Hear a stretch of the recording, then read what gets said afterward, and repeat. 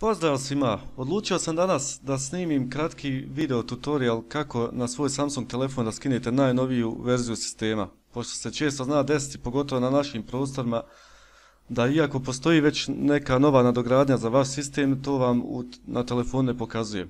Tako da postoji veoma jednostavan i brz način da to ručno odradite. Znači prvo otiđite na Google i ukucajte sam mobile.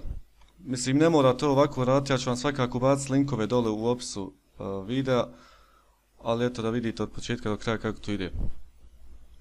Znači dobijete ovu stranicu. Prvo je bitno da napravite sebi profil. Znači kliknite gore na ovo join, odete na free, opet join i standardna registracija, znači upišete username, password, potvrdite password, email adresu, ponovo email adresu, verifikujete da niste robot.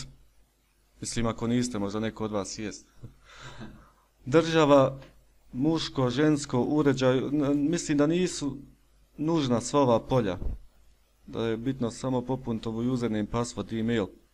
I kada završite registraciju dobijete mail na ovu email adresu koju ste unijeli, tako da možete potvrditi vaš profil. Nakon toga se možete ulogovati. Ja već imam profil tako da nisam pravio ponovo. I kada se ulogujete, idete na firmware, znači to se nalazi vamo gore. Ovako, znači kada uđete u firmware dobijete ovu stranicu gdje možete da upišete koji je vaš telefon, znači možete direktno upisati, evo primjera radi, ja trenutno hoću raditi ovo prijatelju, u njega je Galaxy S5, mogu upisati znači samo Galaxy S5, ali je fazon što ćete dobiti više modela i morate skinuti naravno za određeni model, određeni firmware. Tako da morate u vašem telefonu otići u postavke, o uređaju, to se normalno nalazi na dnu postavki i vidite koji vam je model telefona. U ovom slučaju je to SMG, evo ovako ćemo na SMG900F i evo ga. Kada odaberete uređaj, dobijete listu svih sistema koji su izašli za vaš telefon. Znači, na vrhu su najnoviji i kako dole idete, to sve stari vidi se lijevo i koji je datum, za koju je državu i koja je verzija sistema, znači Android 6.0.1. Također se vidi koji su i modem i ove ostale verzije CSC, to vam sad nije bitno. Znači, vi ćete gledati da odaberete po mogućnosti svoje područje, svoju državu, mada to nije baš ni potrebno, vi možete instalirati recimo firmware i od Njemačke na svoj telefon, on će svakako imati mogućnost da promijenite jezik, a nekad se zna desiti da za Njemačku ili neku drugu državu ima noviji software nego što to ima za vaše područje.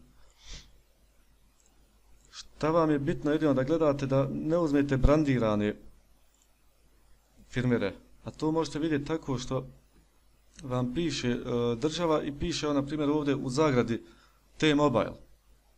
Ili ovdje T-Mobile ili Kos Mobile. Ako uzmete neki od tih firmwarea, onda će vam taj software doći sa dodatnim aplikacijama koje nećete moći kloniti. Takozvani bloatware. Pošto nama to ne treba, hoćemo znači što čišći sistem da što bolje radi, uzet ćemo nebrandirani za Bosnu i Hercegovinu i kako vidim zadnji je ovaj datuma 5.3.2017. Kliknete tu. I nakon što kliknete dobijete ovu stranicu za download. Znači ovo ste sve mogli uraditi i bez računa, samo ne bi mogli da skinete taj fajl bez računa, zbog toga je bitno se registrovati. Imate dvije mogućnosti downloada, ali ova faz download vas ne zanima jer se za nju mora platiti, a ova gdje se mora malo čekati gdje je sporije, tu je besplatno. Jest da download ne ide baš brzo, ali se isplati čekanje. Jer je ova stranica sigurna što se tiče softvera, nećete pokupiti nikakav virus, niti fajlove koji nisu uredni. Evo ga, nakon što sačekate, pojavi vam se link za download i počnete skidati fajl.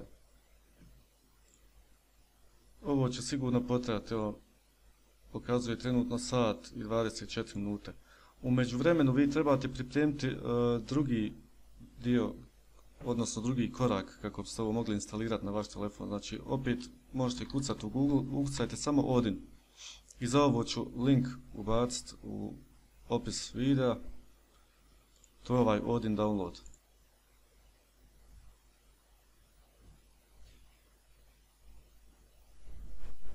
Vidite ovdje uvijek imate 3 zadnje verzije, odnosno ove koje su najviše preporučene.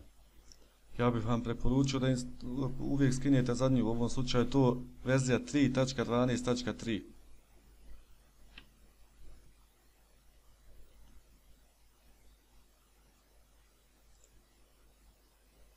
I ovo spremimo.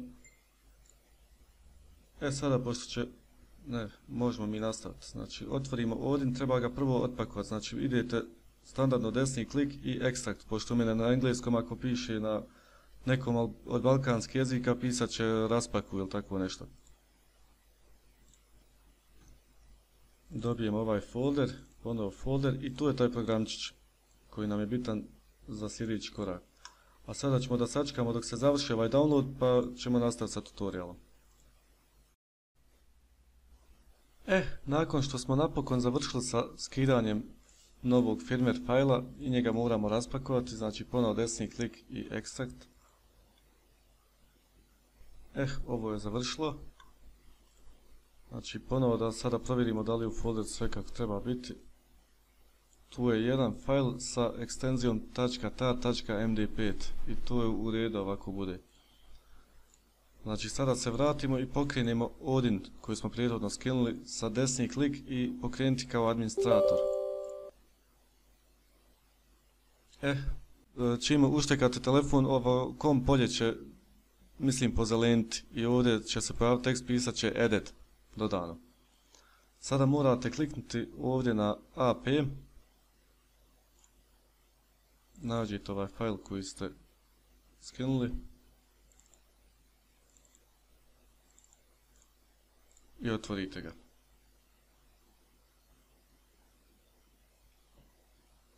Evo ga, dodalo je.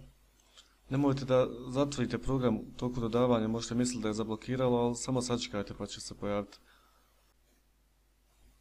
Nakon što smo pripremili program, sve što treba da uradimo jeste da ugasimo svoj Samsung telefon.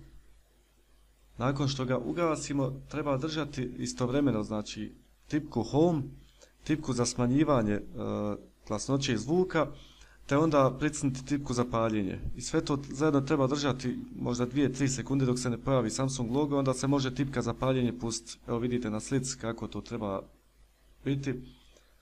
Nakon toga vam se pojavi ovaj menu gdje piše neko upozorenje. Tu trebate, znači, tipku za pojačivanje zvuka pritisnuti da bi nastavili. Sada ste u download modu, znači trebam prvo napomenuti da ova metoda instaliranja novog sistema ne utiče na garanciju i ne okida NOX, a to je zbog toga jer skidamo zvanični firmware Samsungov, tako da on ne kvari ništa.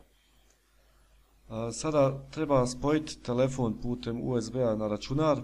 Nakon što se spoji, pojavit će vam se ovdje informacija da li je sve uredno i ovdje isto tako edit. I nakon što ga spojite, sve što treba uraditi je da kliknete Start. Tu će potrajati možda minutu, dvije, vidjet ćete ovdje napredak i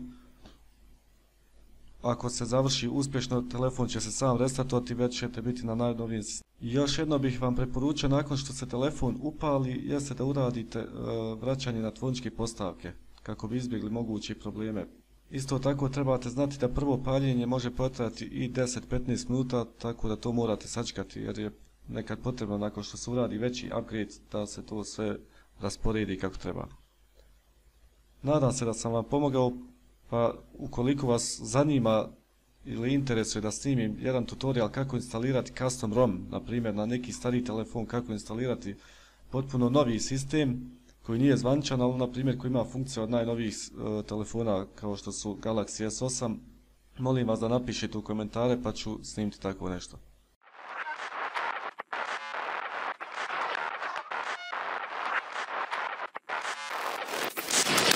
Minor